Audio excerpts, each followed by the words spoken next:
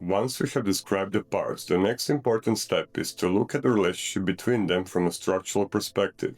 I want to focus specifically on the relationship between protective and wounded parts because connection or disconnection between them is central to understanding resistance.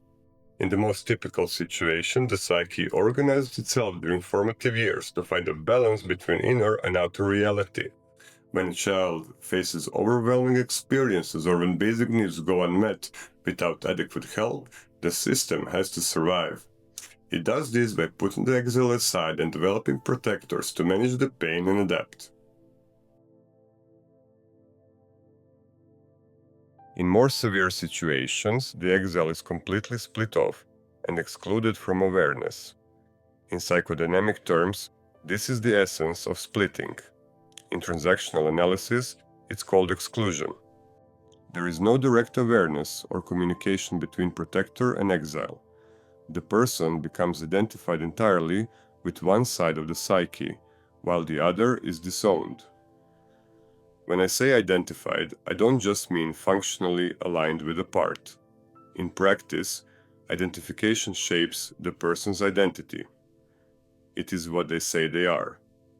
Everything they are not identified with, especially excluded exiles, is not me. For example, someone might identify as a perfectionist and completely disown the part of them that feels worthless. Or Reich's client, who identified with his superior parts while disowning his wounded side.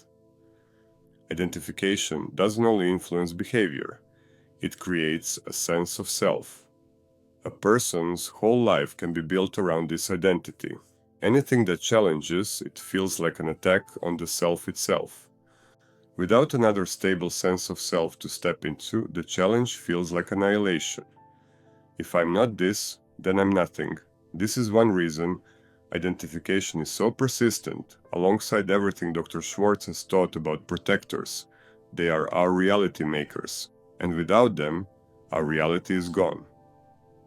I call this identification the identity foundation, the part or cluster of parts that forms the base of the client's sense of self. Even if other parts are active, this will be the part that feels the most like who they are. It shapes how the client sees themselves, how they see others, how they interpret the past, and how they imagine the future. Even if they go through a difficult phase, like a depressive episode, once they come back to the part that feels like them, they will often say, "I came back to myself." Let's borrow Matilda's structure once again, using her example to showcase these concepts and how they would be reflected in her life. This is not uncommon in practice, and there are countless variations of this structure. Let's assume she tied her sense of self to the perfectionist, who required her to be perfect at her job. Imagine she works as a creative director with her worth tied entirely to her performance.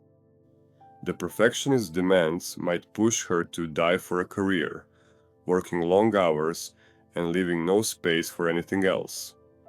Just the idea of slowing down would trigger waves of anxiety. She would even feel guilty if she spent a few minutes doom scrolling on her phone during work. From others, she would expect the same perfection. Outwardly, she might hide these expectations to maintain good relationships with colleagues. But internally, she would call them, in the words of her grandmother, lazy slobs if they didn't meet her standards. Occasionally, when her frustration built up, it would spill out in sudden explosions, often over trivial things unrelated to work. Maybe a colleague didn't reply to an email quickly enough, or her coffee arrived with the wrong milk. After work, she would go home filled with anxiety about everything left undone and everything waiting for her tomorrow. The little time she had left, she spent exercising and trying to eat healthily, because even a few extra pounds made the perfectionist inside her shout louder. She had lost the figure she used to have, and those perfectionistic demands became even harsher. She related to others through the same lens, constantly assessing where they stood in relation to her. She feared looking overweight in their eyes and carried the shame of that imagined judgment. At the same time, she judged others who didn't take care of themselves, convinced they deserved the same criticism she directed at herself. This is a really simple, common situation we meet in practice. In this case, she tied her identity to the perfectionist and, let's assume, expelled her exile that feels worthless, disregarded, deprived, and abandoned. She might feel it occasionally and be blended with it, but she would try to keep it aside. Feelings of worthlessness and abandonment that came from being away from her parents and spending so much time with her abusive grandmother during formative years were so threatening that they had to be kept at bay, prompting her to find her worth in something else: work, looks, or anything that would provide some sense of value. Let's say that exclusion is strong, and when she came to therapy, she would try to keep it at bay. Her complaints might revolve around vague feelings of dissatisfaction, burnout, and outbursts at colleagues. She might say she came even though she had everything under control, but that her superior told her she had to work on her outbursts. She might complain that others were faulty, that they fell short, and that she had to learn how to work with such people without getting angry. At the beginning of therapy, she might be extremely confused by the idea of experiencing the perfectionist as a part or as something separate from herself. She would have a hard time seeing herself as anything else, and unblending would be difficult at first because it would feel threatening to her very structure. Even a simple request to explore her stances toward others and her high demands might be seen as incredibly challenging, prompting her to double down and insist that she couldn't stand incompetence or laziness. She might add that she only demanded half the effort she put in herself, and that no one knew how stressful her job really was. Everybody thought she just sat in the office drinking coffee and bossing people around. Working with these demands requires extreme care, because challenging them can feel like threatening the client's entire identity. This is one of the most significant sources of resistance. It's not just a protector resisting, it's the client protecting their very sense of self. This also means that identity always has a boundary between what is me and what is not me. I started using the term identity boundary to describe this intrapsychic line. Some parts are included inside it, some are not. Therapists with the Gestalt background will recognize this way of talking about disowned parts. Reich's case shows how firm this boundary can be, and how much work it may take for a client to allow a wounded part inside, to accept it as part of themselves. In Matilda's case, that would be the exile that feels just as it did in the early years. This is the part that feels like a lazy slob, the part still carrying the pain that is seen as such a threat. We can say there is a boundary between her perfectionist and this exile. The exile is everything she isn't. The boundary doesn't only define what someone is not, but also what they are. A perfectionist carries the list of demands from herself and from others. Clients will take a part's beliefs, thoughts, perceptions, and values as their own. Any change in these beliefs will feel like their own identity is being challenged, not the part's. Once the client unblends, they can experience that these beliefs don't belong to the self, but to the part. What one part holds, I call an existential position. In IFS, this would be called burdens. In TA, it echoes life positions. In CBT, it overlaps with core beliefs and cognitive distortions. I use the word existential because it reflects not only abstract beliefs or feelings, but also the way a part exists, its way of being. If an exile carries the belief and feelings of being worthless, deprived, and abandoned, a lazy slob, This is not just a thought or feeling. It is the way this part lives, and the way life is reflected through its eyes. It's also important to distinguish identification from blending. You can be blended without being identified. Exile feelings don't disappear just because a protector wants them gone. Even if the person isn't identified with an exile, they can still become blended, momentarily overtaken by its feelings or impulses. Afterwards, the protector may disown the behavior. That wasn't me. For example, Matilda could project these feelings onto her partner, seeing him as a lazy slob, even for the smallest oversight, like forgetting to empty the dishwasher. The more the exile's feelings are disowned, the more pressure they put on the system, and the greater the need to project them onto someone else. She might even find a partner who does nothing all day but play games and put in the bare minimum. For her, he would be the perfect projection screen for her exile.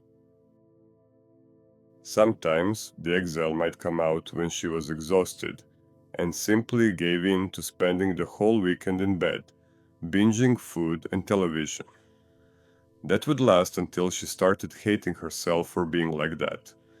Thankfully, the next work week would arrive, giving her the chance to prove to herself that she wasn't a lazy slob after all. In most people, exiles aren't fully expelled, nor are protectors.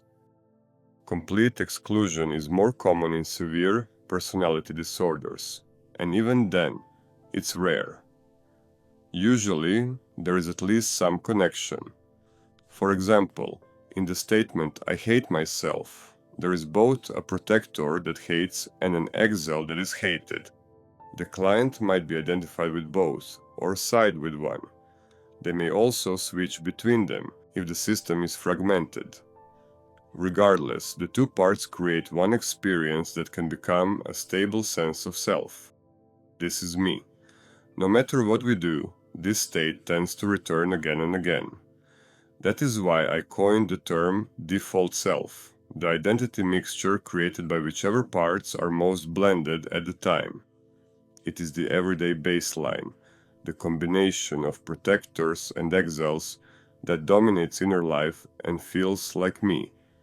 Matilda's default self would most probably be tied to the perfectionist, and to some extent to the exile with the influence of her internalized grandmother, though she wouldn't even recognize it.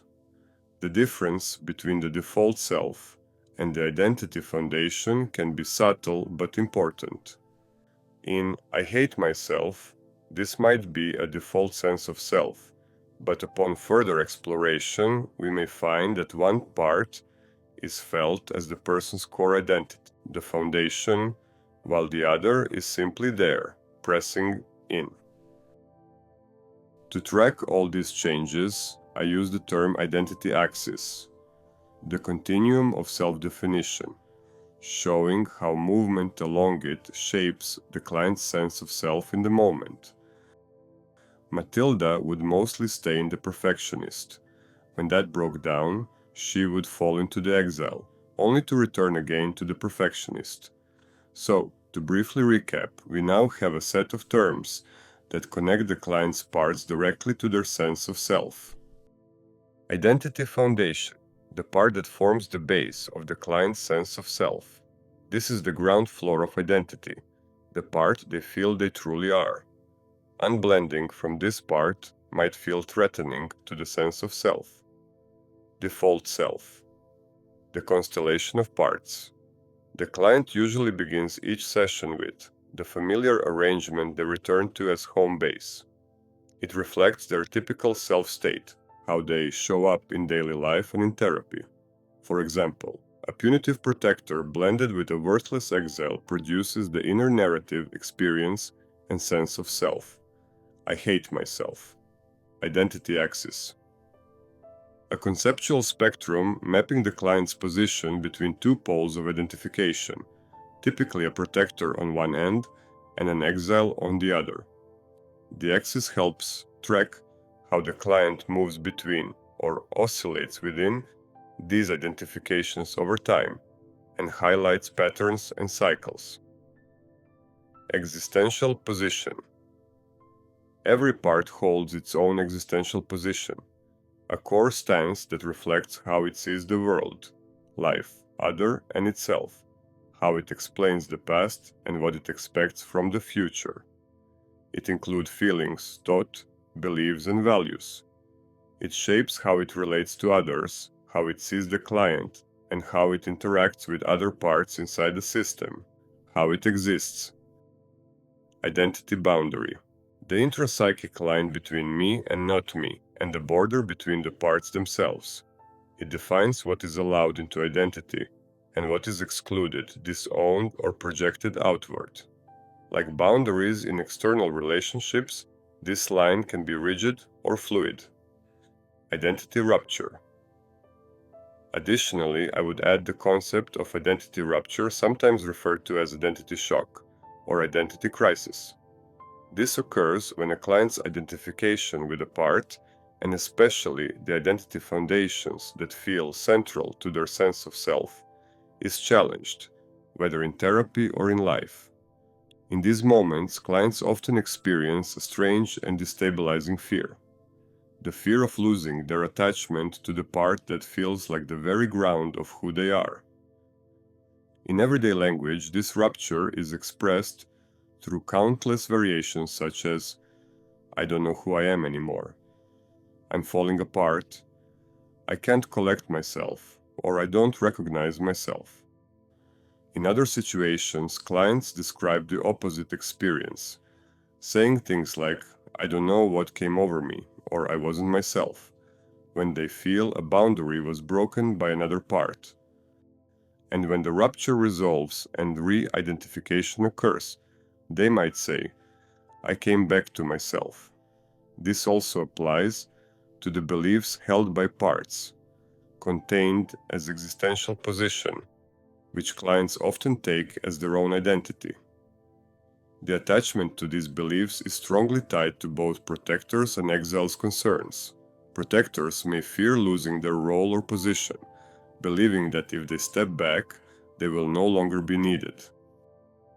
Exiles, on the other hand, may fear that if they stop clinging, they will be left in the dark and abandoned. These concerns frequently form the hidden core of the fear of losing attachment to parts, making identity rupture one of the most powerful and destabilizing triggers in therapy.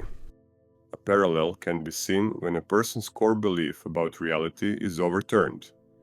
Imagine someone whose identity is strongly tied to atheism, as an external representation of a part or cluster of parts, having a sudden religious experience that convinces them God exists.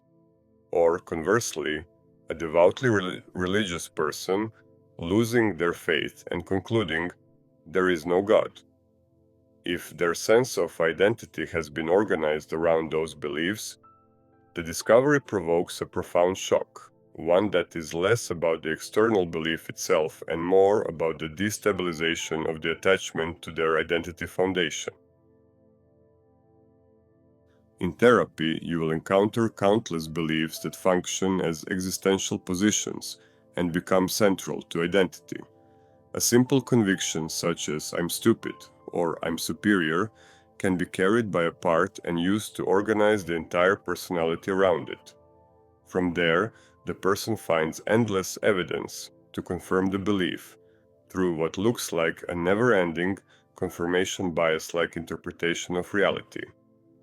Challenging such positions often triggers the strongest resistance, because it threatens the client's very foundation.